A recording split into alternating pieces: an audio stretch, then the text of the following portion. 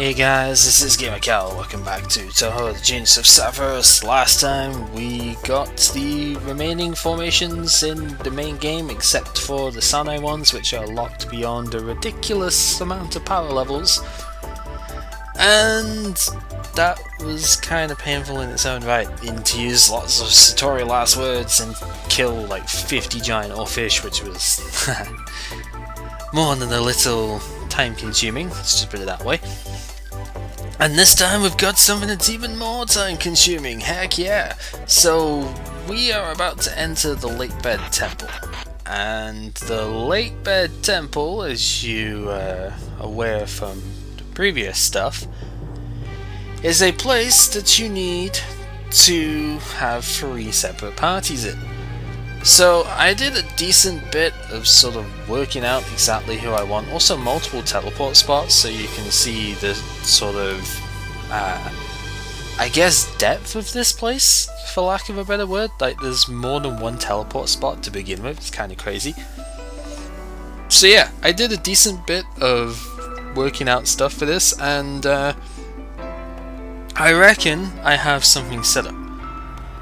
That obviously is still going to end up with a lot of editing based stuff, and I don't really intend to explain the teams immediately, like, outright, because I've already recorded separate parts to explain each team, and each recording is somewhere between 16 and 22 minutes long per team.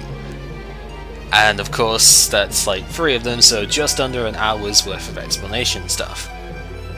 What I think I'm going to do is I'm basically going to go as far as I possibly can with one team at a time, but each team does have to reach a destination to help the next team progress. Or, you know, like a combination of 2 teams to help the 3rd team get further forward. So how I'm going to do this, I reckon, is I'm going to be cutting when I'm probably going to end up not having intros for most of these things, because what I'm going to end up doing is I'm going to end up going ahead as far as possible with a team and then only switching when I can't go any further. But in the meantime, I will splice in the explanation of the team that's currently on the way, like they're currently being used the first time that they show up. So I will go in order, go with the first team, second team, third team, and we'll go as far as we can with each of them until we need to help each other out, etc, etc. And before they embark on their great adventure, yes, it's an adventure, it's not even an adventure, it's an adventure indoors. That's not even a joke, whatever. We're rolling with it anyway, because that's what we do. So yeah, I'm going to splice in the explanation stuff. So that's how it's gonna go. This is how you enter, obviously, once again, and yeah, I shall meet you guys again when we have the first team inside. So, let's take a look at Party A real quick here. Now, Party A is the party that will face the most dangerous formations overall, so you have to deal with a lot of different things with this party, and that is why Alice is going to be here, and we are using the free fight formation because it is a simple column base. So Alice, it's the only formation in a 4-member party, I believe, that Alice can defend everyone in one go. So that kind of simplifies the defense a fair bit, but the offense needs a decent bit of work. There are enemies in this particular set which will reflect both magic and physical. Not at the same time, thankfully, that would be dumb, but you will have to deal with reflection on both sides, so you can't just go in with one type of attacker and hope that it will work. So Satori is going to be one of our main characters here, of course. The positions will not necessarily be the same as what's actually shown in video stuff, but the actual items and stuff are all the same here. So Satori's basically going to run full status infliction here. Paralysis should be pretty good overall, and well, defense down is also quite nice off of Acid Storm, so maximum induction setup here. The Hakuroken is mostly because somebody else is using the Sword Mastery, and it's the only slash resistant thing I have, and I wanted a little bit of physical resistance on Satori since she is healing as well. The other benefit of using a line formation with an area healer is that you're guaranteed to be able to heal everyone if you need to in one shot, so that is pretty useful. For Marissa, I actually made her tier 2 armor. It takes the Yokai Mountain Rock that I picked up in the previous part, and I made it because I ran out of really decent lightweight armors. I couldn't make any other lightweight armors, say, like the elemental resistance ones were lower in physical defense than the stuff I had here. The Sky Robe has 62 defense, that would have been my next pick, but I noticed since I had a Yokai Mountain Rock that the Midnight Robe gives you quite a good amount of stuff actually. You get, 65 defense is only slightly better, but it has more stats in other places, the magic defense and the resistance is quite good, and it gives bombs +2. Which will mean that Marissa can quite freely use her bomb skills if I want to, and that's good because her love sign bomb skills, Shoot the Moon and Flight Ray, the two that I'll have on here, they can ignore Reflect with her growth tree stuff, so I could use this even against magic reflecting enemies, and that'd be quite good. So 10 bombs is gigantic, of course, and I can use those bombs very nicely. This is probably just about as many bombs as Marissa is likely to get here, because bombs +3 is the highest that she gets off of a weapon. Most of her late game weapons don't even give you more bombs, it's kind of annoying. But yeah, her shield of course is inconsequential because she can't use it freaking shield anyway because the broom kind of stops that, and Alice is going to be defending her anyway. Speaking on Alice, I don't really know if it's better to go with the Rune Axe or the Greaves for this, because Alice isn't really going to be attacking much, and I'm still skeptical this thing actually reflects magic, but it's there anyway. The resistance stuff is not a huge deal, and because I don't think there are too many element attacks that we'll be dealing with, and just in case I do want to attack with her, this thing's got about 80 or 90 more attack than the Greaves that I have, because the tier 4 Greaves, so yeah. Also, because again I kind of ran out of really good armors, I decided to make one of the almost immune armors. This will actually be good in post-game, so it's not just for current times. This will be good even later on in the game, but I've decided to make the electric one because I probably won't be using the electric crystals for anything else. I could have made the earth one, and honestly that would have probably been the better choice, but the earth one won't really be useful post-game, so if I do decide to go on and do post-game stuff, then it's nice to already have a decent armor available. So there is that, and fire water would have also been another sort of choice, but I need those crystals for post-game, so yeah. Otherwise, blindness resistance, some magic defense because she doesn't have a lot of that, and a stopwatch just to prevent random swoop dazes and stuff like that. Honestly, I don't think this is that useful, but I didn't really have much else to consider on Alice. The stopwatch would probably have been better on somebody else though that's dealing with other quick status, but I couldn't give her stun resistance because that's on somebody else as well, so I just decided I would give that. And finally we have Sakuya, who is the most changed out of everyone here, mostly because she is using the Kusanagi.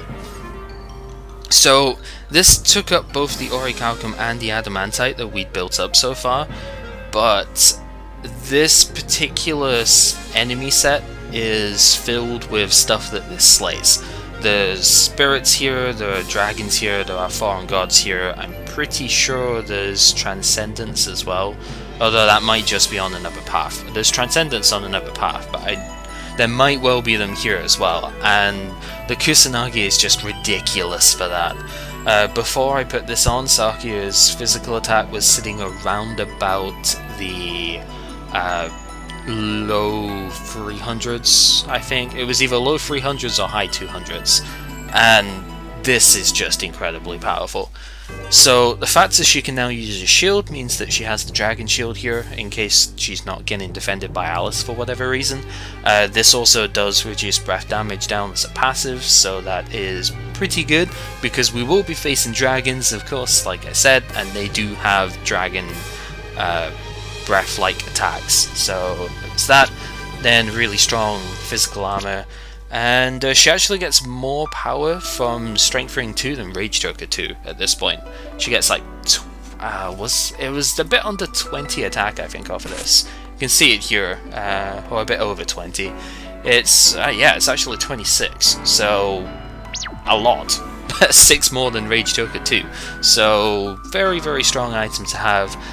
Magic Ring is still important, especially because Sakuya no longer has Ultimate Division, but she does have sword-based skills, which we will be seeing shortly, and the MP cost of those is fairly high as well, so we do need that.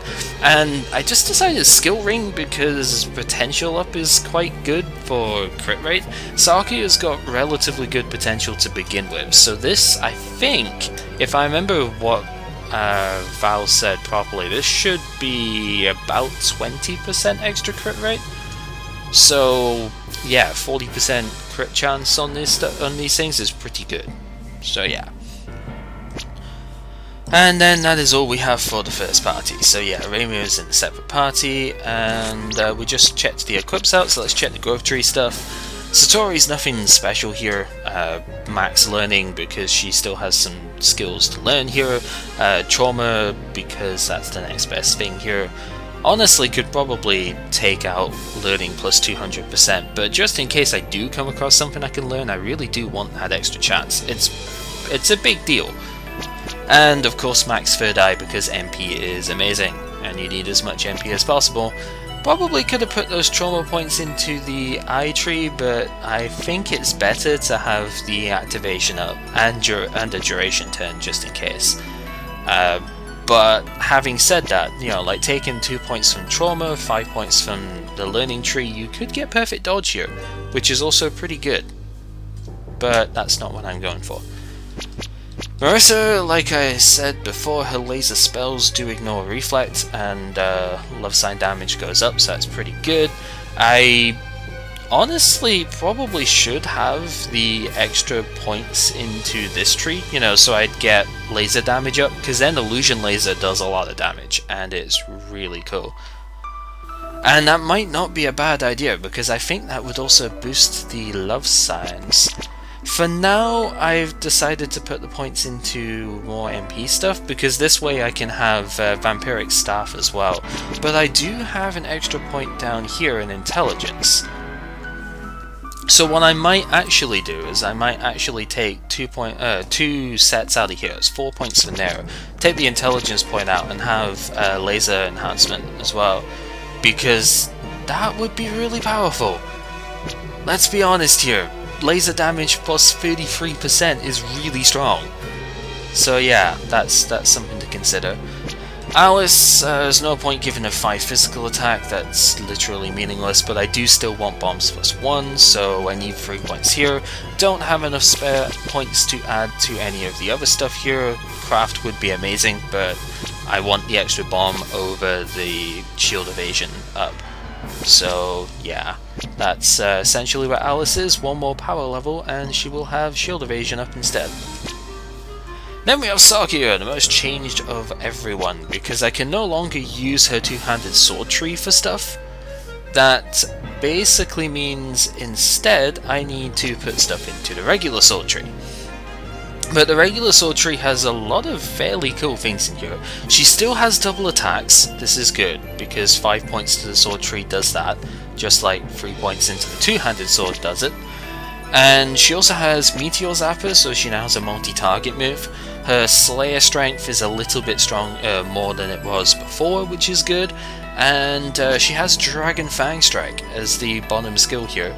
It kinda meant I had to take points off of Illusion and 1 point off of Murder to get it. So I don't have my non-card damage up and stuff now, which is unfortunate. But Dragon Fang Strike is a really strong single target move, and it slays dragons. So we'll be doing, in addition to the Dragon Slayer she already has, we'll probably be dealing over 2000 damage to dragons without critical hits. Which is really, really strong, because dragons are ridiculously annoying to take out otherwise. So yeah, worth having. And that is that.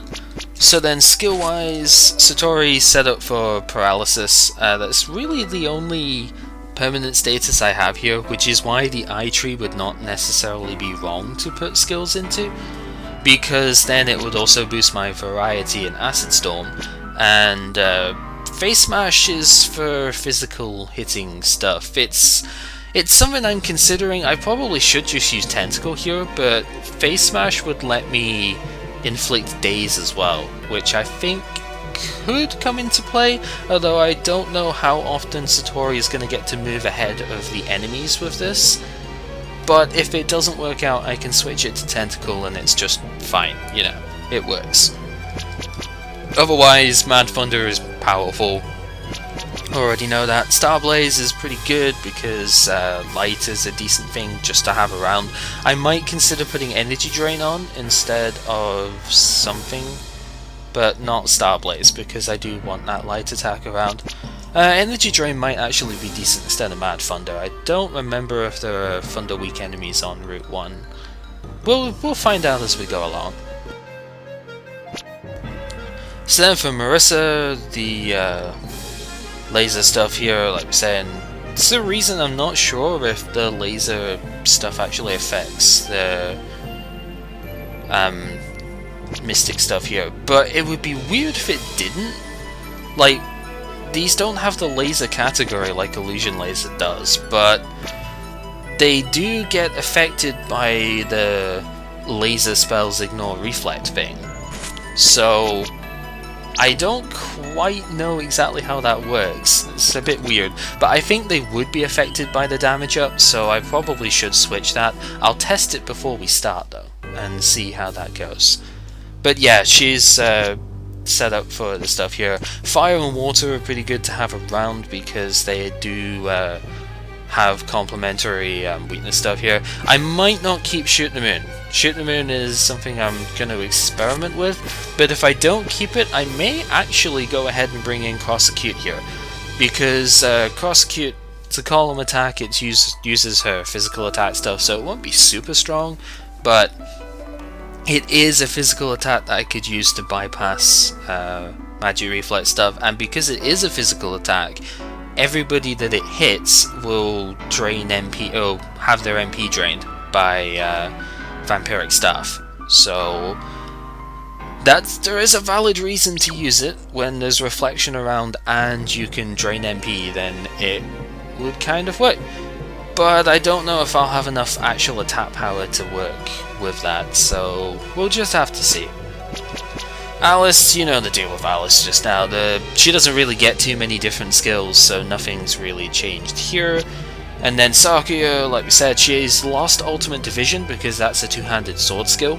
So instead of Ultimate Division we have Meteor Zapper for multi-target. I think there is actually a column attack for the sword if I remember rightly too, but let's have a look. Yeah, Razor Wind is a column attack for the sword, but I've decided just to spend the extra MP and have a multi-target move instead, because Sakuya usually doesn't have that sort of thing, so it's fine. The induction up from her Kusanagi kind of makes power direction a bit more tempting, let's put it that way, than the alternative, which probably would be Razor Wind. And of course Dragon Fang Strike slays against dragons. It's got a decent amount of power to it, so it's pretty good even if you don't use it on a dragon, and dragons should just get destroyed by it. So yeah, that is Team A. and hopefully it shall work out as intended.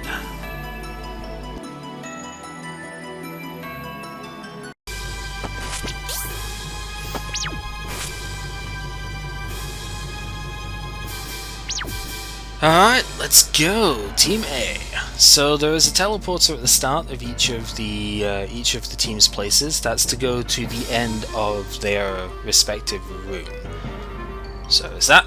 Then the enemies are turtles, so we have to fight turtles. And well, I guess we're gonna fight an enemy set right from the word go because I couldn't dodge them. Heck yeah! So we have our midair here, the generic wizard, and we have Lamio, who is a very resilient dragon thing. This thing has resistances to all 4 core elements, like 50% resistance I think, and it also has resistance to, I think it was strike. No, not strike, it might actually be slash, which would be really annoying for Sakyu, but whatever. We're going to try Mind Blast him, and this is where Dragon Fang Strike comes in, because of course being a dragon and having double Slayer against it basically, we can kind of defend against it pretty well. So yeah, Tail Chop doesn't really do much to us, pretty standard stuff. It can get paralyzed, which is good, and yeah, almost 2600 damage there. Really high damage output coming from Sakyu, which is good, very good.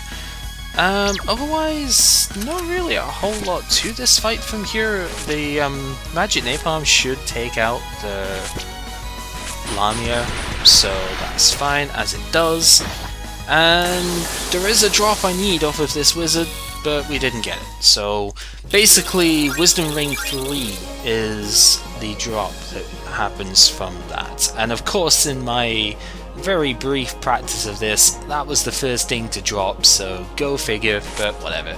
Get a couple of level ups, it's fine, and the box has a fire crystal. So that is good, we have 2 of those now, and I would need 2 of them for post-game, so that is great. So then we go into the water, because this place is both above and below water. Not that it really makes too much of a difference, like gameplay wise, it just might, you know, just like every other room-based thing in this game, it does affect some of the enemies that show up. Like, different enemies will show up in different room numbers, and that is fine. Most of the teams will end up exploring some of the same rooms. Like, this particular room is, at least 2 of the teams end up exploring this place. So we're not going to be able to get all the items as we go through. Now, it also should be noted that each team has their own individual Orichalcum and Adamantite shards to get. There are 3 in total for each type of shard in stage 18. So do your best to find them, because they are kind of rough to go for. So let's discuss one of the enemies up here, because it is a butt. This thing, Backbeard, is really annoying. It reflects physical attacks. So most of the time, if you hit this with a physical, even if it's a vanilla physical, it will get sent straight back to you and you will have your butt kicked. However, it's weak against fire and water, and it's also weak to paralysis, so that is pretty cool. But just don't regular attack it, it is not worth it, you will get yourself beaten in the face. Luckily, Sakuya's Jack moves do actually single target all the time, even though they could do multiple hits, and most multiple hit moves will hit other enemies as well. This one does not. So I can safely use it. And the double cast does help a lot there. It can also petrify, which is really annoying, and hopefully that doesn't happen here. Like I've said before in the description thing, this is the most difficult set of enemies to deal with in terms of what you have to fight. And it really does show, like, straight away. This is, I mean, Satori, through his shield, just about got completely wrecked in that first turn.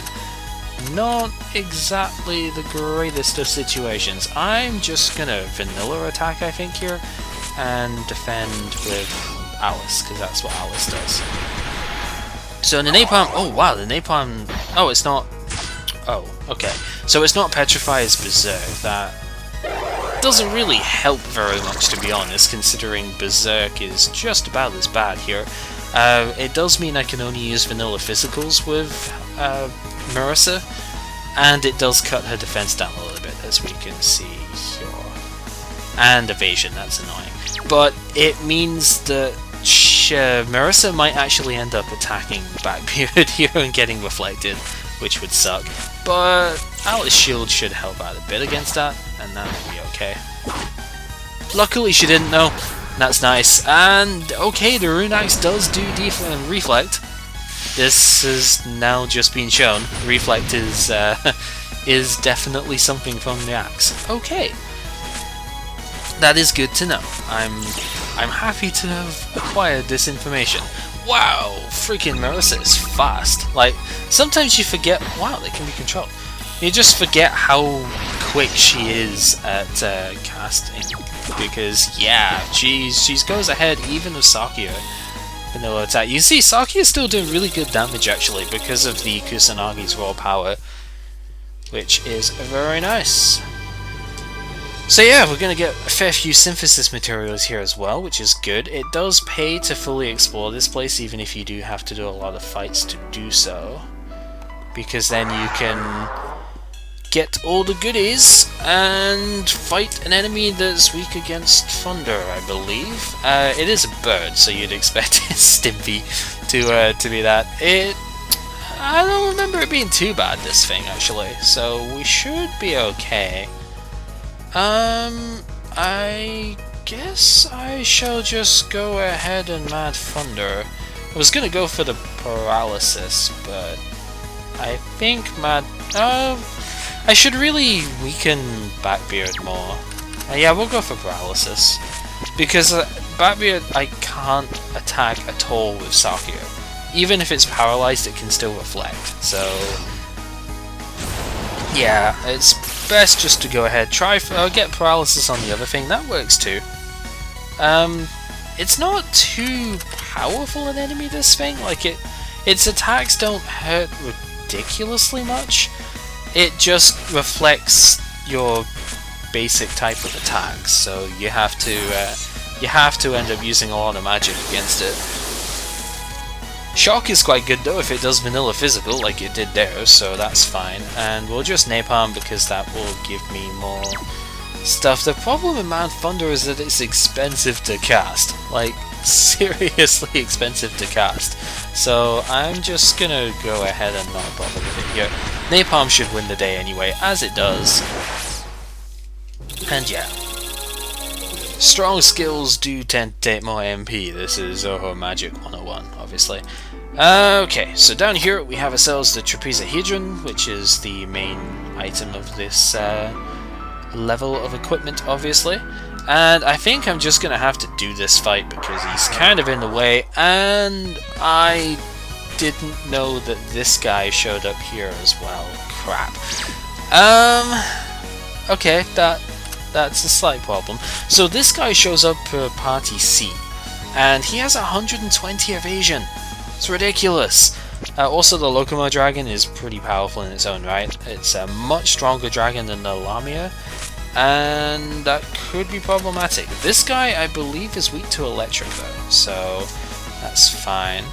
And we do have Dragon Fang Strike for a reason, so let's go ahead and use said Dragon Fang Strike.